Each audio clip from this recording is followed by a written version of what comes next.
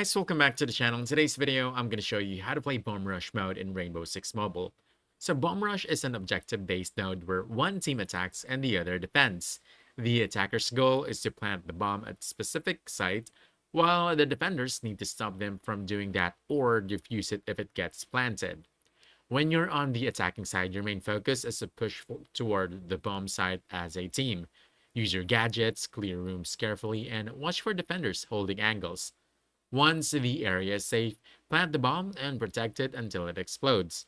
If you're defending, your job is to hold down the site, set up defenses, use traps or gadgets, and try to delay or eliminate the attackers before they can plant.